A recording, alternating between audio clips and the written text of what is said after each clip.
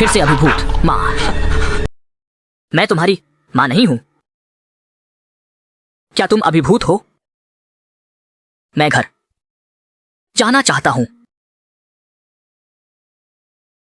मूर्ख माँ, तुम घर पर ही हो। छोटी मई टूट गई। कहाँ से लड़का है? 1000 साल पुराने चांद के मेंढक की तरह था। समय पलक झपकते ही 90 दिन और 81 रातें बीत गईं और यह अजीब प्राणी एक मजबूत वयस्क बन चुका था। छोटी मई एक नर्स की तरह उस आदमी की देखभाल करती रही, डरते हुए कि कहीं वह नाराज होकर निक को खा न जाए। इस समय छोटी मई बेहद पछता रही थी कि उसने निक को बचपन में मारने नहीं दिया, लेकिन अब सब कुछ बहुत देर हो चुकी थी और जल्द से जल्द यहाँ से भागने का कोई उपाय खोजना था। निक का शरीर और भी कमजोर होता जा रहा था। भागने का बोझ केवल छोटी मई के कंधों पर ही आ सकता था। उस दिन जब आदमी हमेशा की तरह बाहर गया तो छोटी मई उसके पीछे पीछे चल पड़ी, लेकिन पलक झपकते ही वह आदमी भूत की तरह गायब हो गया। इसी बीच निक ने दिन रात की खुदाई के बाद आखिरकार कुछ खोज निकाला, लेकिन जब उसने ध्यान से देखा तो पाया कि उसमें एक लाश थी। डर के मारे वह तेजी से ऊपर चढ़ आया और यह खबर छोटी मई को बताना चाहता था। हालांकि उसका कमजोर शरीर अब और सहन नहीं कर सका और वह सड़क के किनारे बेहोश हो गया। इस समय छोटी मई भी वापस आ गई और अपने मरणासन्न प्रेमी को देखकर वह उसे घर के अंदर ले जाने के लिए बेहद दुखी थी, लेकिन घर के अंदर के आदमी ने दरवाजा कसकर बंद कर दिया था। छोटी मई चाहे वे कितना भी रोएं और चिल्लाएं, आदमी प्रभावित नहीं होता और कोई चारा न देखकर दोनों को कार में रात बितानी पड़ती है। अगले दिन अपने गंभीर रूप से बीमार प्रेमी को देखते हुए श्याओ मई उस आदमी मदद की गुहार लगाती है, लेकिन आदमी अचानक बोल पड़ता है, तुम जानते हो शायद अब समय आ गया है कि उसे रिहा कर दिया जाए।